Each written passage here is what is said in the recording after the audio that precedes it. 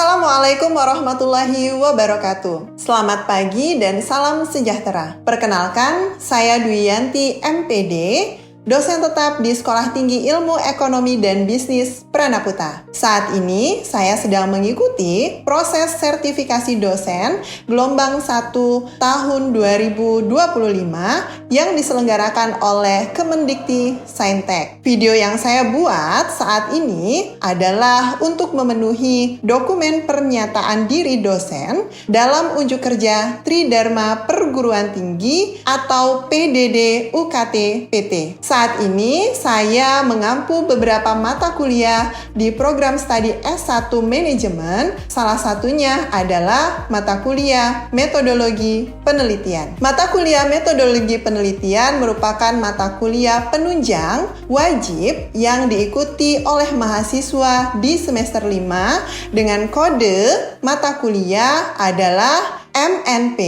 501 yang berbobot sebanyak 3 SKS. Mata kuliah ini diselenggarakan dengan 16 kali tatap muka dengan rincian 14 kali pertemuan materi, 1 kali ujian tengah semester, dan 1 kali ujian akhir semester. Mata kuliah ini membahas tentang konsep dasar penelitian dalam bidang manajemen, desain penelitian, berbagai macam jenis penelitian, teknik pengumpulan dan analisis data, pembuatan instrumen penelitian, dan menentukan populasi dan sampel. Tidak sampai di sana saja, mata kuliah ini juga membekali mahasiswa dalam menulis proposal penelitian atau menulis laporan hasil penelitian sederhana berupa research report yang nantinya akan dipublikasikan sebagai luaran dari mata kuliah ini. Adapun CPL atau capaian pembelajaran lulusan,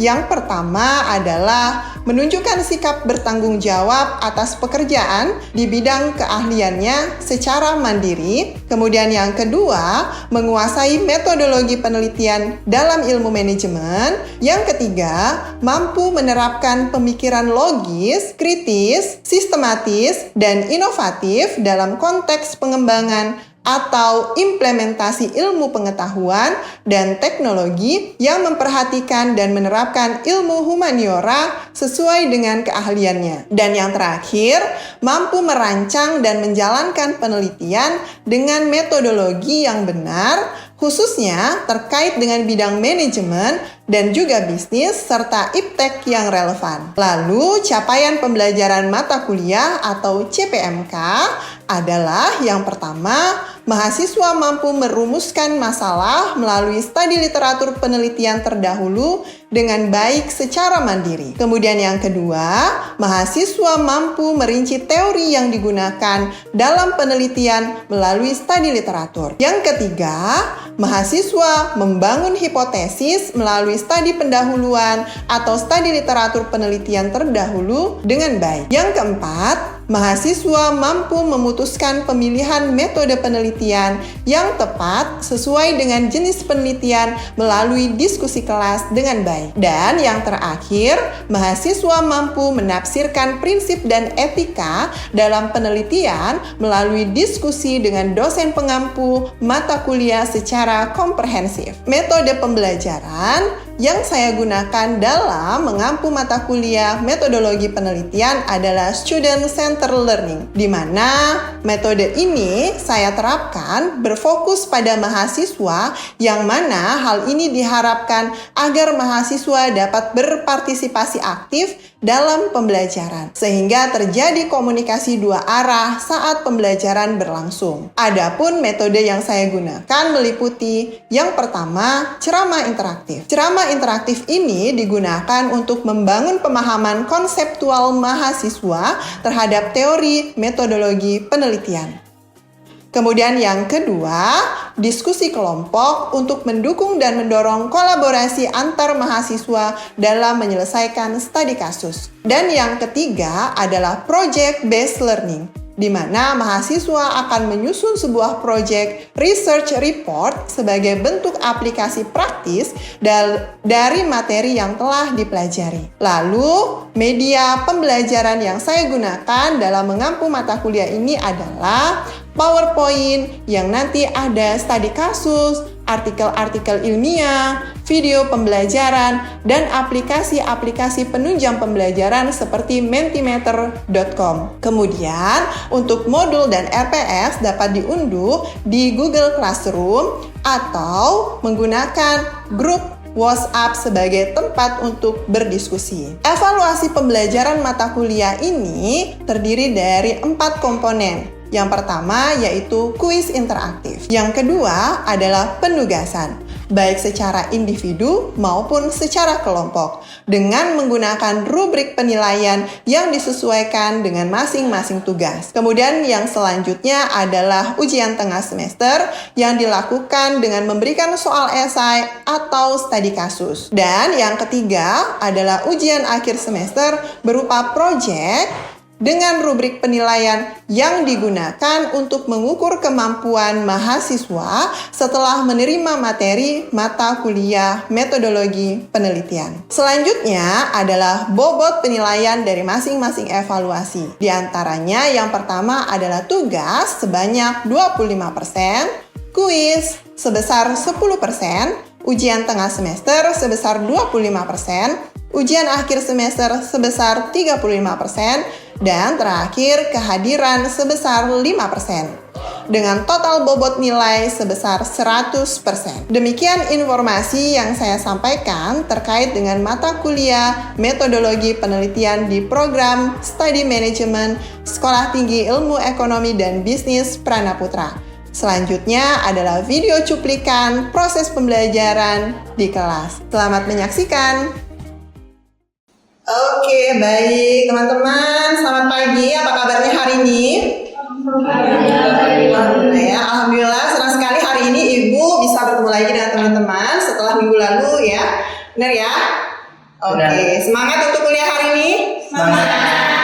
Alhamdulillah ya. Jadi hari ini kita akan melanjutkan materi kita di minggu lalu. Jadi pertemuan hari ini adalah pertemuan yang keberapa? Ketujuh. Oke, baik ya. Hari ini Ibu akan membahas terkait dengan populasi dan sampel. Tapi sebelum lanjut ke materi, coba kita scan dulu barcode-nya. Silakan teman-teman scan barcode-nya. Sudah? Sudah di-scan barcode-nya? Sudah? Kalau sudah mau saya close dulu. Sudah ya? Oke, kita cek. Silakan vote. Wow, bagaimana perasaan teman-teman hari ini? Kita coba lihat. Ternyata ada yang galau nih. Sudah vote semua? Sudah? Oke, ternyata hari ini ada yang senang, kemudian ada juga yang galau. Kira-kira kenapa nih galau nih? Ada yang mau cerita? Kenapa galau? Ada yang galau nih? Enggak mau ngaku ya, karena di sini nggak ada tulisannya ya. Oke, Ibu doakan semoga yang galau hari ini galaunya jauh-jauh. Biasanya galau itu ya ada berbagai hal ya, ada berbagai macam. Kenapa? Atau gara-gara banyak tugas dari Ibu? Galau? Enggak ya? Oke, baik teman-teman ya. Nanti supaya nggak galau, supaya semuanya senang, silakan kita cek ini dulu. Nah, Ibu punya sedikit brainstorming. Silakan siapa yang bisa jawab? Kira-kira bola yang putih ini, nah ketika dijumlahkan hasilnya 30. Ada yang bisa jawab? Siapa? Silakan. Sebelah kanan. Berapa kira-kira? Berapa? 15? 13 ya. 11? 6. Mana 6-nya? Itu bola 9 karena bisa dibola kali. Oke, benar nggak kira-kira teman-teman? Ada jawaban yang lain? Ada jawaban yang lain nggak kira-kira? Tadi si Ari bilang ada 13, 11 sama 6. Emang di sini ada 6? Ada 6 nggak? Ada. Mana 6? Kenapa? Rasa saya nggak ada 6 di sini. Yang bola 9. Bola 9. Kenapa bola 9 dianggap sebagai 6? Bola kan bisa diputar. Terputar. Oke, bola bisa diputar-putar.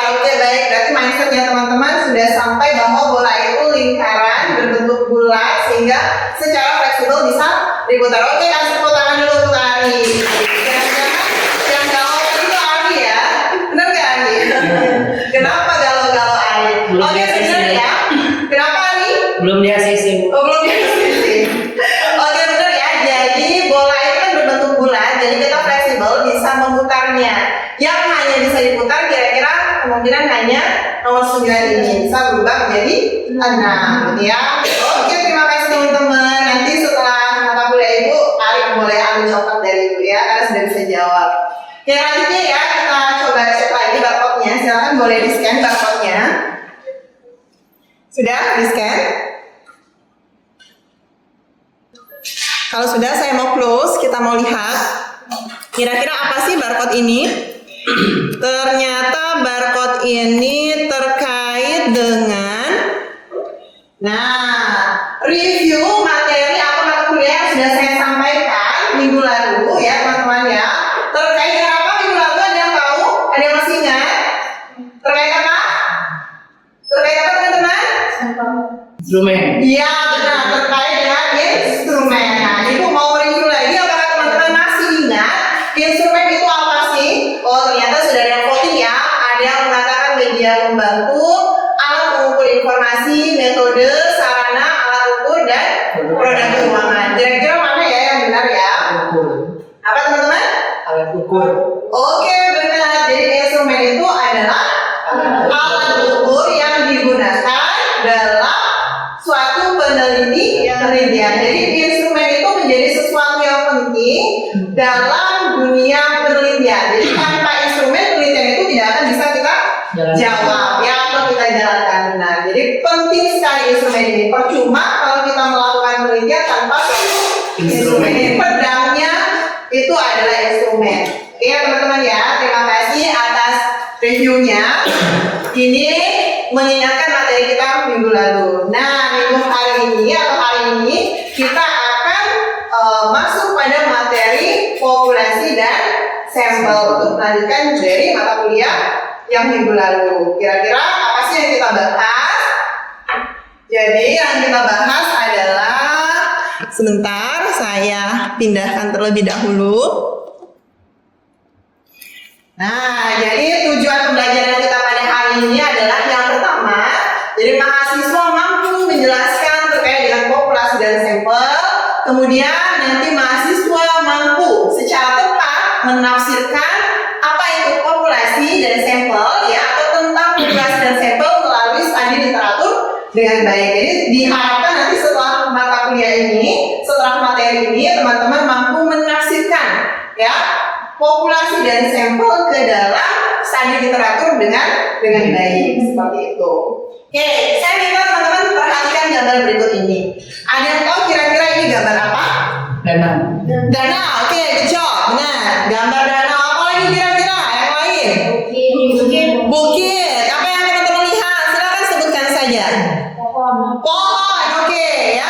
Benar. Jadi ada danau, ada air, ada bukit, ada pohon ya. Kemudian ada apa lagi kira-kira di sini? Jadi banyak sekali yang terlihat di sini. Ya. Oke, next gambar selanjutnya. Teman-teman perhatikan. Gambar apa ini kira-kira? Manusia. Sungai. Sedang apa? Air. Airnya diambil. Pertanyaannya, ini adalah danau yang teman-teman lihat tadi. Dan Bapak ini sedang mengambil air yang ada di danau tadi. Kira-kira air yang diambil itu berubah atau tidak? Jawabannya? Berubah. Apa yang berubah? Apa yang berubah teman-teman? Siapa? Ya? Apa yang berubah? Apa? Air yang diambil oleh Bapak ini apa yang berubah ketika dipindahkan? Apa yang berubah? Lebih sedikit. Betul, lebih sedikit. Tadi dia mengambil air yang sangat banyak, sangat luas danau tadi. Kemudian diambilnya menggunakan tempat, airnya menjadi lebih sedikit. Pertanyaan selanjutnya, apakah airnya berbeda dengan air yang ada di danau tadi? Sama. Tetap sama-sama air danau. Berarti yang berubah apa? Iya betul, ukurannya yang berubah ya. Airnya tetap sama air danau tapi ukurannya yang berubah. Nah, ketika dua gambar ini saya analogikan sebagai populasi dan sampel, maka teman-teman punya gambaran tidak? Populasi itu yang mana? Ya. Gambar pertama atau gambar kedua? Gambar pertama. Lalu yang gambar kedua itu apa? Sampel. Apakah benar ataukah salah? Jawabannya ada di slide selanjutnya. Kita cek ya. Oke, ada yang tahu ini apa? Rumah di mana? Di kampung. Di kampung. Teman-teman tahu Batu Urip? Tahu ya. Nah, ini salah satu rumah adat yang ada di Batu Urip ya. Kok ke situ, Bu? Nah, saya punya temanya saja ya. Jadi seandainya saya adalah seorang peneliti dan saya ingin melakukan penelitian di kawasan bersejarah Batu Urip ini, ada anak-anak yang sedang bermain di Batu Urip nih, ada banyak nih anak-anaknya. Nah, semua anak-anak yang ada di sini ya, saya analogikan sebagai populasi. Kemudian saya akan ambil sebagian. Maka saya analogikan sebagian ini adalah sampel. Sama seperti danau tadi. Danau yang luas, yang banyak sekali airnya tadi, saya analogikan sebagai populasi. Artinya apa? Sebuah wilayah yang tergeneralisasi, artinya luas. Sedangkan air yang diambil oleh Bapak tadi, apa? Sebagiannya. Tidak berubah ya dari air danau itu, jadi sebagiannya saya ambil, itulah yang dinamakan sampel. Oke, sampai di sini tergambar apa yang saya gambarkan teman-teman ya. Jadi populasi itu secara luas, sedangkan sampel itu sebagian kecilnya. Air yang diambil menggunakan wadah tadi namanya sampel. Secara teorinya apa itu populasi? Nah, jadi ini populasi itu adalah wilayah generalisasi yang terdiri atas objek, subjek yang memiliki kualitas dan karakteristik tertentu. Ya, makanya saya tebalkan di sini. Artinya apa? Dia harus memiliki karakter tertentu. Supaya apa? Supaya nanti penelitian kita bisa dijawab atau ditarik kesimpulan. Nah, populasi ini bukan hanya objek, tapi bisa juga berupa subjek atau benda-benda lainnya. Jadi bukan cuma manusia yang bisa dijadikan populasi. Tapi kalau dalam ilmu humaniora, teman-teman ini ya, ilmu manajemen, mungkin teman-teman lebih banyak mengamati atau melakukan penelitian terkait manusia atau SDM-nya. Begitu ya teman-teman ya. Kemudian apa itu sampel? Nah, jadi tadi ya, sebuah wadah yang kecil tadi yang kita ambil dari air yang banyak tadi, itulah yang dinamakan sampel. Kira-kira menurut teman-teman apa sampel itu? Kalau yang diambil secara sedikit tadi, apa teman-teman? Bagian. Apa bagian? Oke, apa lagi? Contohnya boleh. Jadi sampel itu adalah bagian dari populasi, ya. Jadi sebagian kecil dari populasi yang kita ambil sebagai apa? Perwakilan dari populasi. Kenapa harus diambil sebagian, Bu? Karena ini kita memiliki keterbatasan baik itu dana, tenaga maupun waktu. Makanya kita membutuhkan atau menggunakan sampel untuk penelitian kita. Nanti kita kupas lebih dalam, ya. Oke, jadi sampel itu harus diambil mewakili atau representatif. Makanya kenapa tadi saya bilang, apakah air yang di danau tadi berubah menjadi air sumur misalnya, atau air danau tadi berubah menjadi air susu, berubah nggak?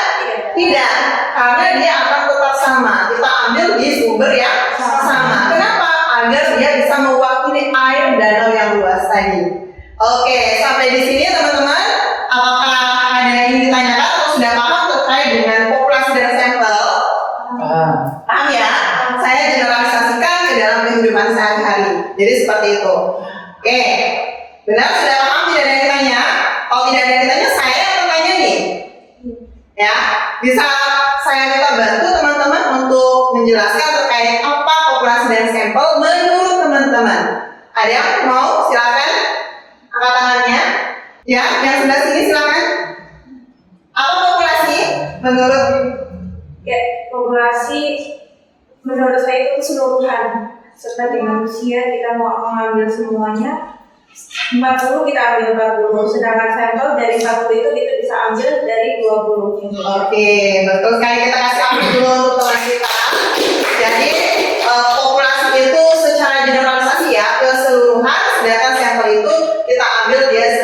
contoh dari populasi itu. Jadi mewakili. Oke ya teman-teman ya, kalau sudah paham saya lanjut next ya.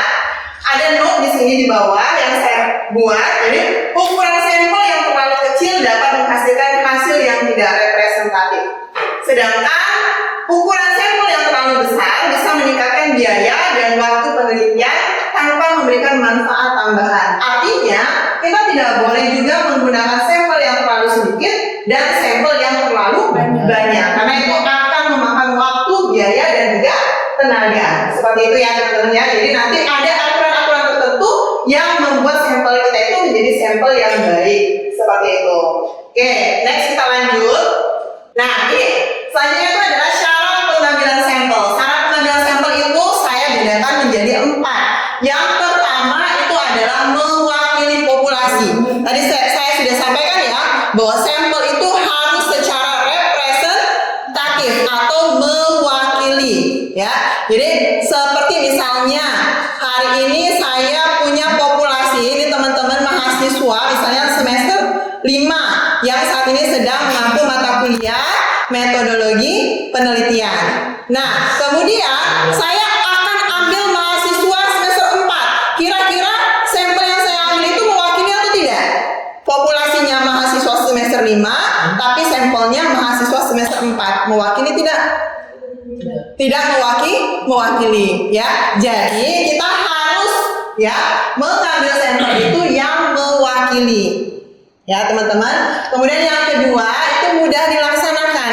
Ya, baik itu secara waktu, secara dana, secara tenaga dan lain sebagainya itu mudah dilakukan. Artinya ini juga ya teman-teman harus melihat nanti ketika melakukan pengambilan sampel.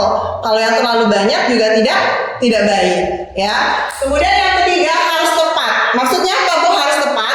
Jadi harus tepat itu harus sesuai dengan tujuan penelitian kita. Apakah kita melakukan penelitian terkait kuantitatif? Apakah kita melakukan penelitian terkait kualitatif? Jadi harus tepat.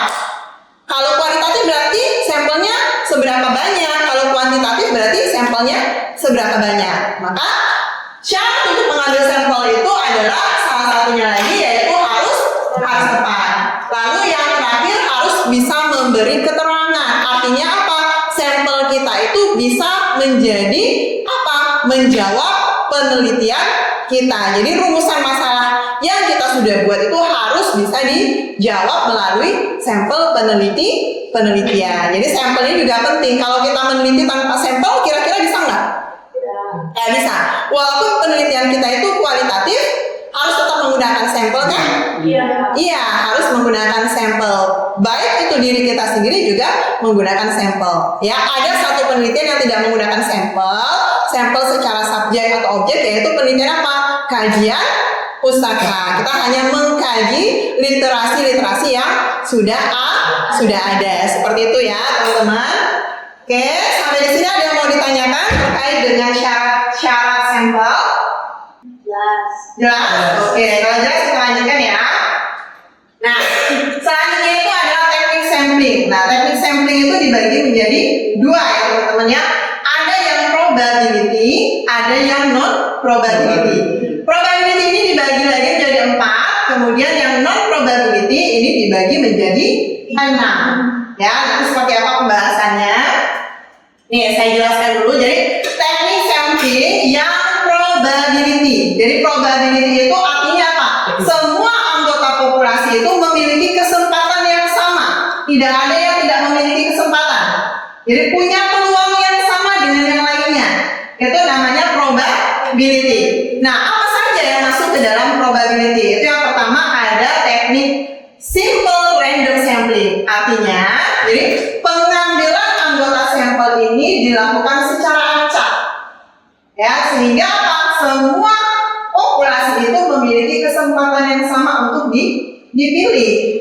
Misal contoh, mahasiswa Siebi Pranaputra sebagai populasinya, maka seluruh mahasiswa Siebi Pranaputra itu memiliki kesempatan yang sama untuk dijadikan sampel dalam penelitian saya.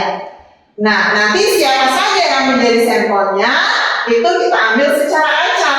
Bisa melalui koncaktarisan, bisa melalui aplikasi-aplikasi pengacak ya, pengacak nama, atau bisa secara acak yang lainnya. Seperti itu ya. Kemudian selanjutnya yang kedua ada proportionate stratified random sampling. Ini apa? Artinya populasi ini dibagi ke dalam strata. Strata itu apa? Kelompok. Misalnya usia, jenis kelamin, apalagi misalnya pendidikan dan lain sebagainya. Artinya memang nanti kita kelompokkan dulu berdasarkan klasifikasi yang kita inginkan. Baru nanti kita melakukan random sampling lagi secara acak. Kemudian yang ketiga, disproportionate stratified random sampling. Ini apa? Teknik ini juga sama dengan ini, hampir sama, tapi bedanya apa? Yang ini itu dia tidak atau kurang proporsional ya. Jadi populasinya itu memiliki kelompok, tapi dia tidak secara proporsional. Ini hampir mirip dengan yang ini. Kemudian yang keempat namanya cluster sampling. Apa ini cluster? Jadi teknik ini diambil misalnya di suatu daerah ya. Jadi untuk menentukan sampel bila objek yang akan diteliti itu sangat luas. Saya ambil contoh misalnya Kota Lubuk Linggau ini luas ya. Ada terdiri dari berapa kecamatan misalnya? Ada 6 kecamatan. Maka bagaimana cara kita menentukan? Kita menentukan menggunakan cluster sampling ini, menggunakan cluster wilayah. Ya, jadi nanti kita bisa acak menggunakan misalnya antara wilayah selatan 1, selatan 2, utara 1, utara 2, sampai misalnya barat 1 dan barat 2. Jadi kita ambil bukan per orang lagi, tapi per wilayah. Nah, itu namanya cluster sampling. Jadi diambil secara wilayah, gitu ya teman-teman ya. Nah, jadi ada 4 ini yang sudah saya jelaskan terkait dengan teknik probability sampling. Biasanya teknik ini memang menggunakan sistem acak karena dia apa? Memberikan kesempatan kepada seluruh populasi. Sampai di sini bisa dipahami? Bisa dilanjutkan? Oke, kalau sudah paham dan saya lanjutkan, nanti saya akan kasih kesempatan kepada teman-teman untuk bertanya. Ya, saya lanjutkan dulu.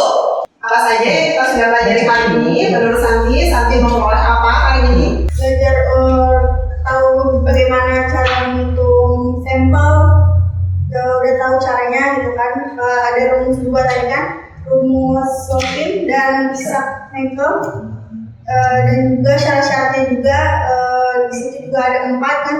Jadi kita bisa memahami untuk penelitian kan butuh dengan sampel dan populasi. Jadi di sini cukup dijelasi bagaimana cara-caranya. Oke, baik, terima kasih Santi. Kita kasih aplaus untuk Santi. Oke, baik teman-teman ya. Mudah-mudahan materi yang saya sampaikan hari ini bisa menjadi bermanfaat untuk teman-teman. Apalagi nanti di semester 7 dan 8 teman-teman akan melakukan penelitian. Dan ini sebagai mata kuliah penunjang teman-teman dalam menulis skripsi penelitian nanti. Ya, oke, terima kasih atas pertemuan kita hari ini, atas semangatnya hari ini. Sampai ketemu lagi dengan saya minggu depan. Jangan lupa ya, minggu depan kita presentasi dan satu kali ketemu lagi kita akan melakukan UTS.